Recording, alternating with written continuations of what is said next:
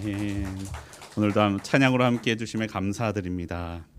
네, 말씀 보기 전에 잠깐 광고 드리겠습니다. 옆에 현수막에도 있지만 교회학교 여름사역을 위한 특별 새벽 기도회가 계속되고 있습니다.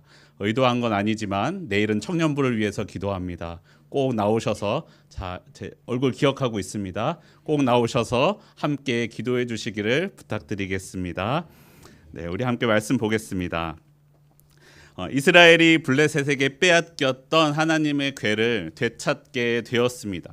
엄밀히 말하자면 이스라엘 사람들이 가서 되찾아온 건 아니고 하나님이 스스로 궤에서 돌아오게 하셨습니다.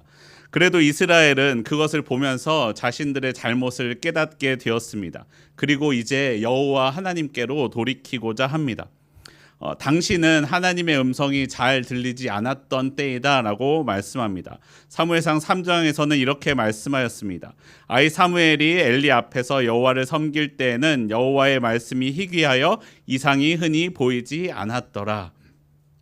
하나님은 말씀하시지만 이스라엘의 눈이 어두워 하나님의 이상을 보지 못하고 이스라엘의 귀가 어두워 하나님의 말씀을 잘 듣지 못하였습니다.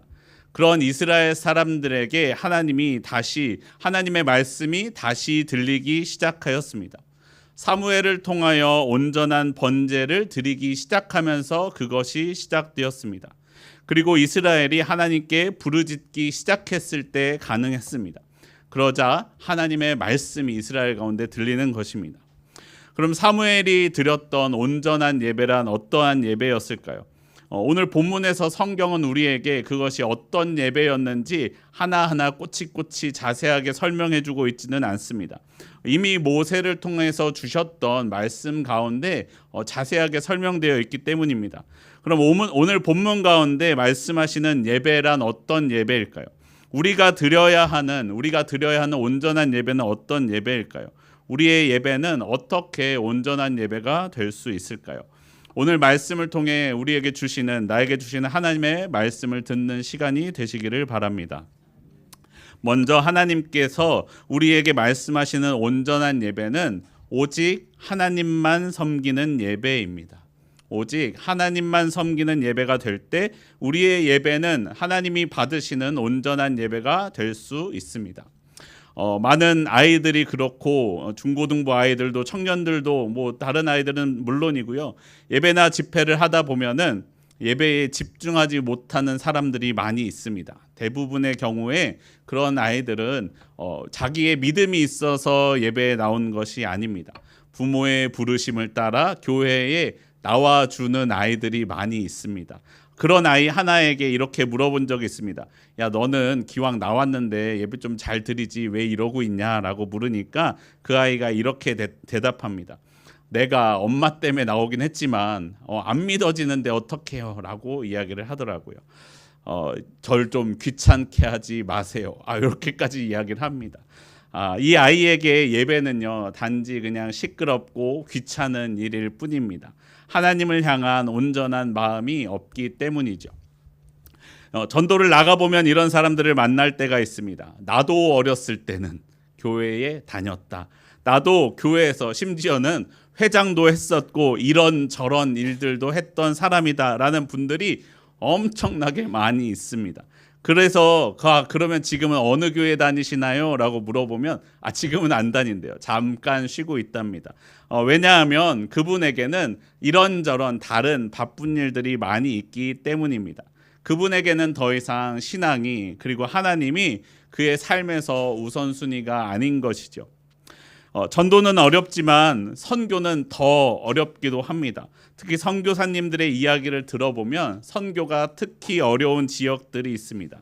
어떤 곳들이냐면 바로 인도나 일본 같은 곳들입니다. 인도나 일본이 왜 어렵냐면 이곳은 다신 종교를 가지고 있는 나라들입니다. 인도의 신은 우리나라 인구보다 많다고 합니다. 그리고 일본의 신도 신이니까 명이라고는 할 수 없고 어쨌든 1만이 넘어간다라고 합니다. 그런 곳에서 하나님의 복음을 그리고 예수님을 전하면 그들은 이렇게 합니다. 그래요? 그런 능력 있는 신이라면 하나님도 믿을게요 라고 이야기해요. 예수님도 믿을게요라고 이야기합니다. 그러면서 자기가 믿는 신들 곁에 예수님의 자리도 하나 만들고 하나님의 자리도 만듭니다. 그리고는 지난주 다곤신을 섬겼던 블레셋 사람들처럼 자신의 신이 예수님과 하나님의 능력을 흡수한다라고까지는 생각하지 않지만 그냥 같은 수준의 도구, 내가 원래 믿던 신도 그대로 믿고 예수님도 믿을게 라고 말하는 사람들이 많이 있습니다. 하지만 하나님은 우리를 향하여, 사람들을 향하여 분명히 말씀하십니다. 10계명 제1계명에 이렇게 말씀합니다. 너는 나 외에는 다른 신들을 내게 두지 말라. 오늘 본문에서 사무엘도 이스라엘 사람들에게 분명히 말씀합니다. 사무엘상 7장 3절 말씀입니다.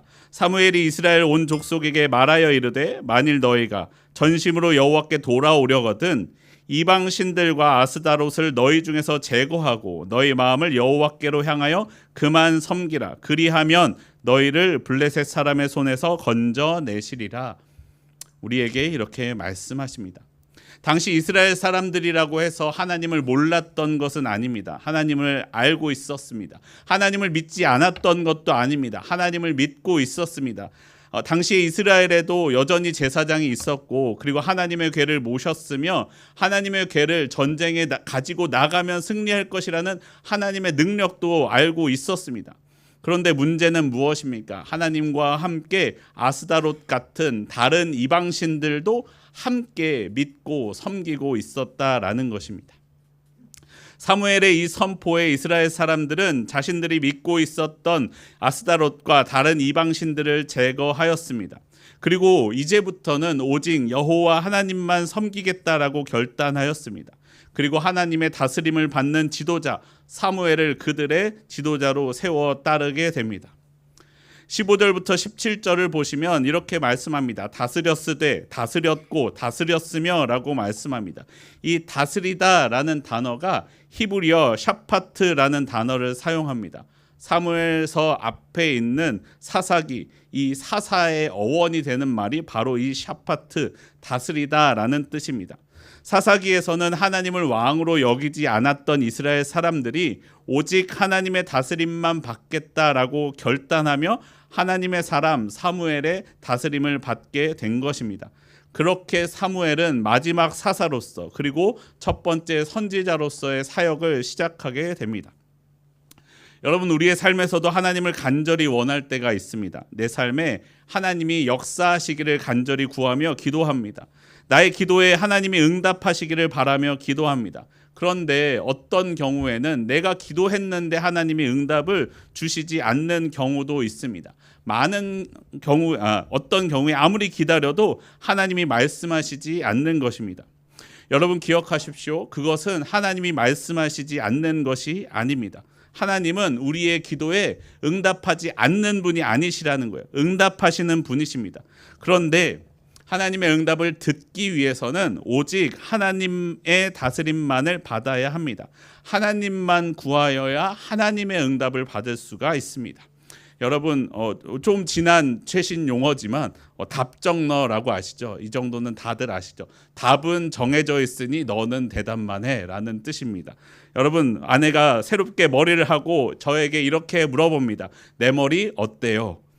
무슨 얘기예요? 머리가 짧은지 긴지 파마가 더 구부러져야 되는지 펴져야 되는지를 묻는 게 아니잖아요. 뭐라고 이야기해야 됩니까? 예쁘네. 이렇게 얘기해야 되는 거예요. 아내는 당연히 그렇게 할 것을 생각하고 너는 예쁘다고 말해야 돼? 여보 내 머리 어때요? 라고 묻는 것 아니겠습니까? 여러분, 우리가 하나님께 기도할 때에 이렇게 기도하는 경우가 있다라는 거예요.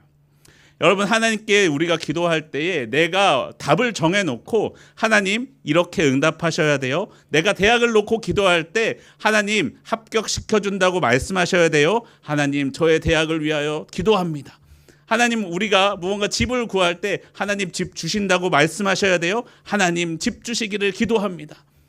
여러분, 그럼 하나님의 응답이 들리느냐? 그렇지 않는다라는 거예요. 하나님이 아니야 너는 지금 때가 아니야 라고 말씀하셔도 아니야 내가 잘못 들었을 거야. 하나님 주시기를 기도합니다. 아니야. 그럼 아니에요. 하나님 잘못 말씀하셨을 것 같아요. 다시 하나님 기도합니다. 라고 우리가 기도할 때가 있다라는 거예요.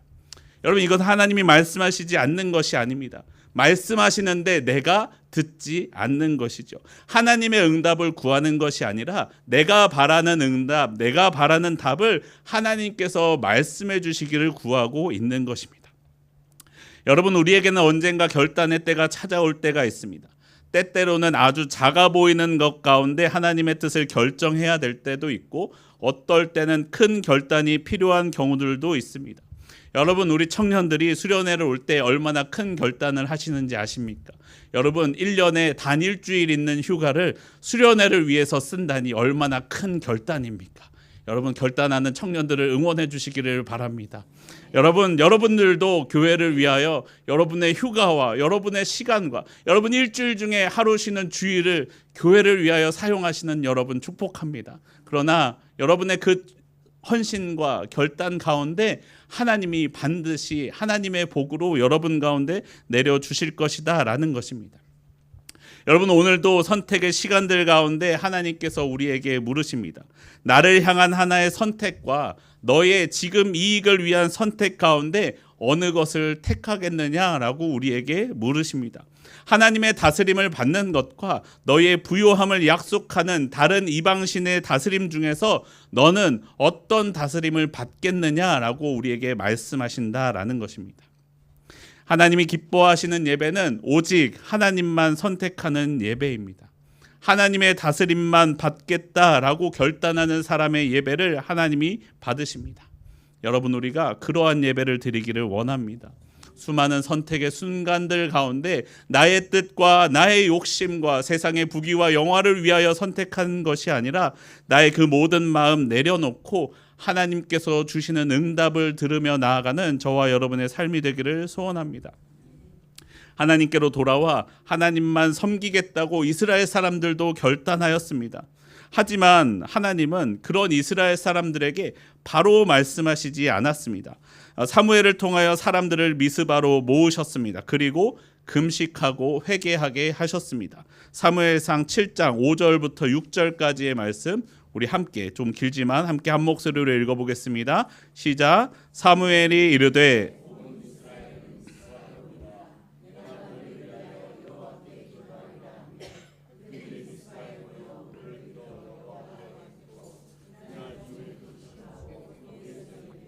우리가 여호와께 범죄하였나이다 하니라. 사무엘이 미스바에서 이스라엘 자손을 다스리니라. 아멘. 이스라엘이 회개의 제사를 드립니다. 여러분, 그 회개의 제사 가운데 제물이 무엇이었습니까? 젖먹는 어린 양 하나를 번제로 바치면서 하나님께 제사를 드립니다.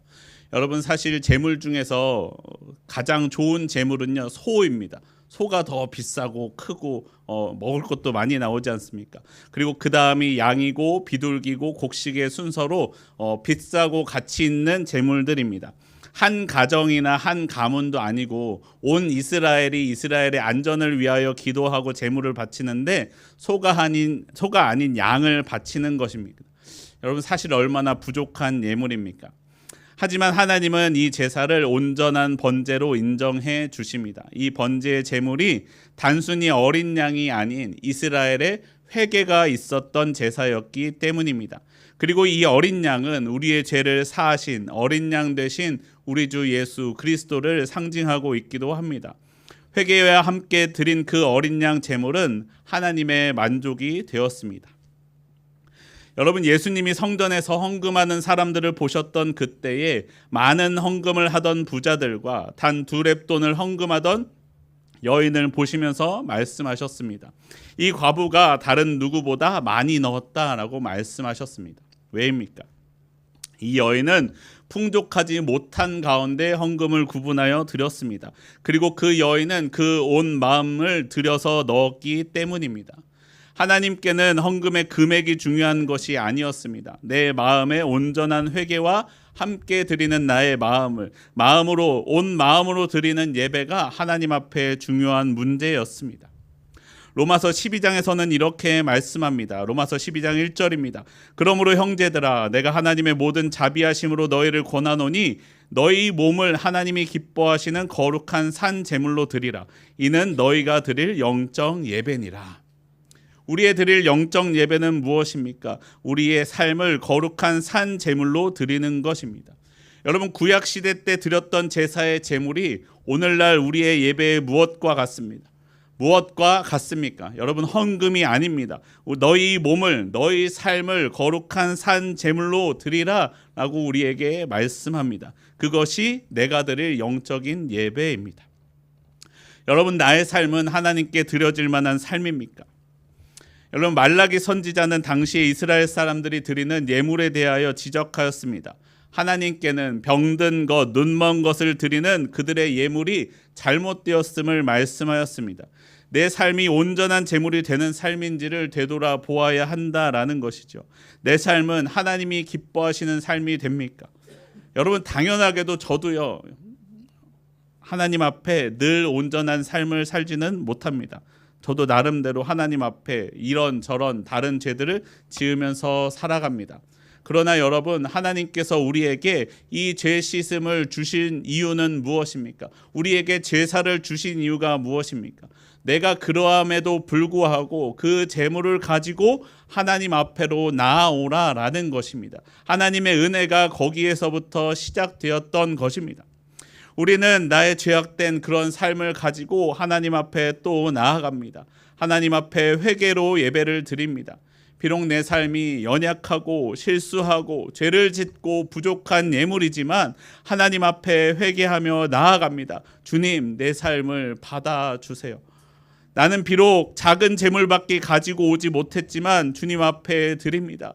내 삶을 받아주세요. 하나님의 은혜가 아니고서는 내가 이걸 드릴 가치가 없지만 주님의 은혜에 의지하여 나아갑니다. 내 부족함은 예수님의 사랑의 피로 덮어주세요 라고 하며 내 삶을 가지고 나아가며 기도합니다. 그리고 다시 하나님의 뜻대로 살 것을 결단하며 나아갑니다. 여러분, 우리의 삶은, 나의 예물은 부족하지만 하나님은 그것을 온전한 예배라고 말씀해 주십니다. 예물이 온전해서 온전한 것이 아니라 하나님이 그렇게 해 주셔서, 그렇다 인정해 주셔서 우리의 예물을 받아 주십니다. 내가 주님 앞에 온전히 회개한다면, 내가 다시 하나님 앞에 엎드려서 주님의 은혜를 구하며 나아가면 나를 책망하시는 것이 아니라 그래, 네가 그렇지 뭘 괜찮아 하면서 다시 또 용서해 주시고 받아주시는 분이 우리 하나님이십니다. 여러분, 우리를 책망하지 아니하시고 덮으시는 주님의 은혜로 나아가시기를 바랍니다. 그렇게 우리의 삶을 주님 앞에 들고 나아가 하나님이 기뻐하시는 온전한 예배를 드리는 저와 여러분의 삶이 되기를 소원합니다. 내 삶에 하나님의 임재가 있도록 하는 것은 하나님만을 섬기고 하나님 앞에 회개로 나아가는 것입니다. 그리고 마지막으로 하나님의 임재하심이 지속적으로 내 삶에 거하게 하는 것은 바로 하나님 앞에 감사하는 것입니다. 사무엘상 7장 12절에 이렇게 말씀합니다. 7장 12절 말씀 우리 함께 한 목소리로 읽어보겠습니다. 시작. 사무엘이 돌을 취하여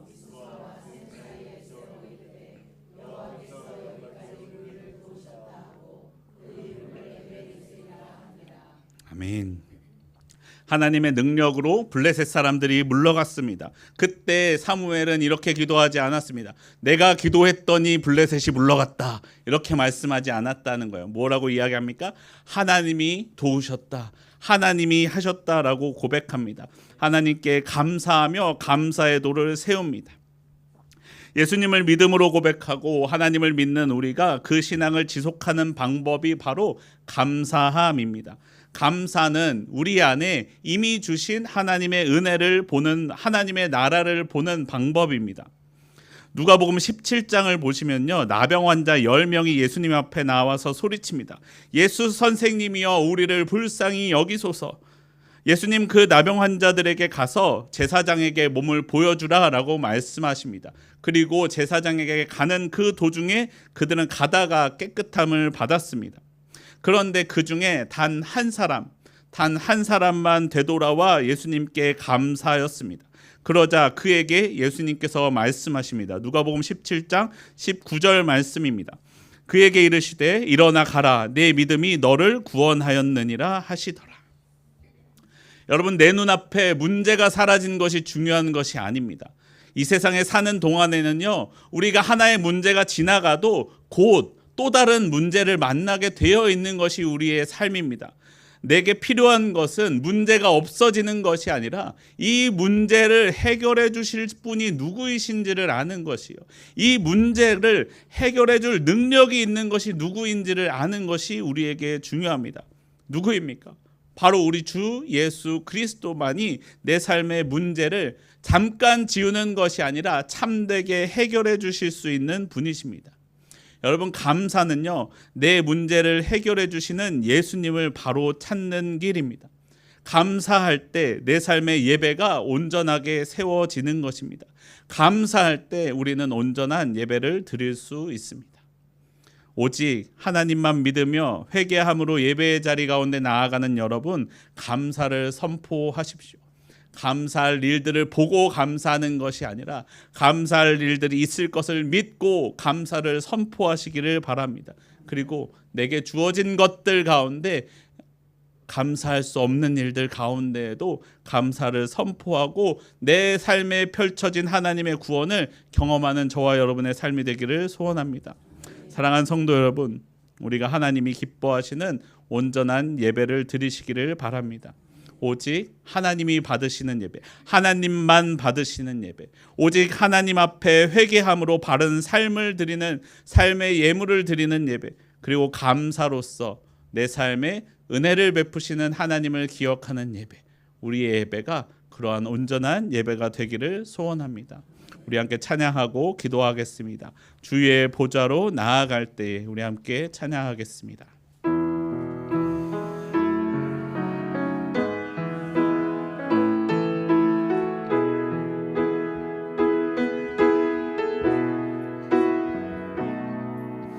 주의 보좌로 나아갈 때에 어떻게 나가야 할까? 나를 구원한 주의 십자가, 그것을 믿으며 가네. 주의 보좌로 나아갈 때에 나 여전히 부족하나.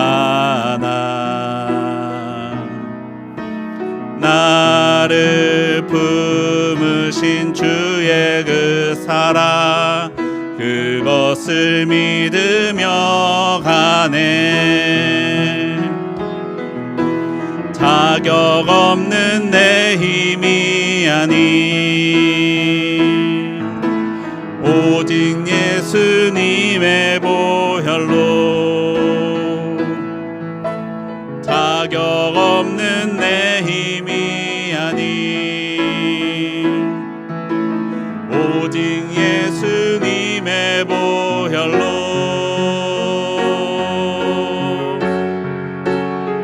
십자가의 보혈,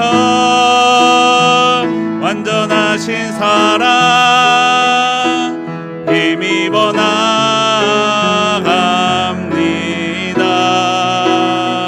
십자가의 보혈, 완전하신 사랑 힘입어 예배하. 우리 처음부터 한 번 더 찬양하겠습니다.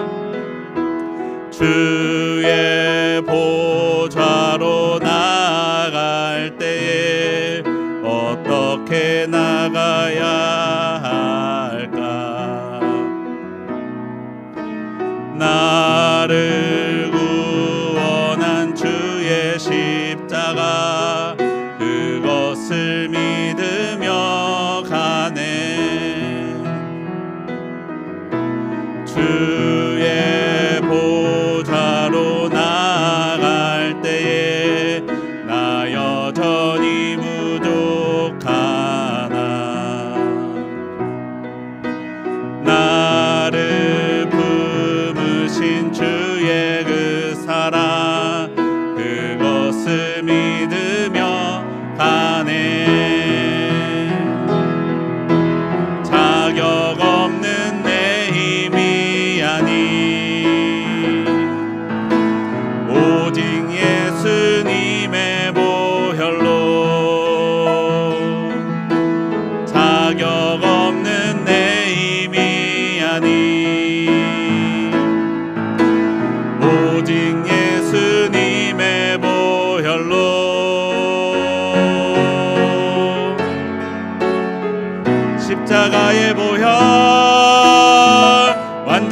완전하신 사랑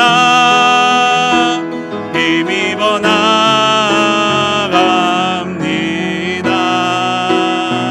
십자가의 보혈 완전하신 사랑 힘입어 예배하. 십자가의 보혈 완전하신 그 사랑, 십자가의 보혈 완전하신 사랑 힘입어 나갑니다.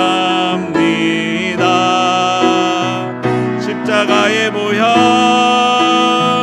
완전하신 사랑 힘입어 예배합니다.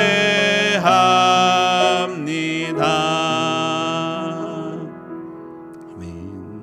우리 함께 기도하시겠습니다. 하나님, 오늘도 내가 주님께 예배할 수 있도록 나의 삶을 허락하심에 감사합니다. 주여, 내가 주님께 온전한 예배를 드리기 원합니다.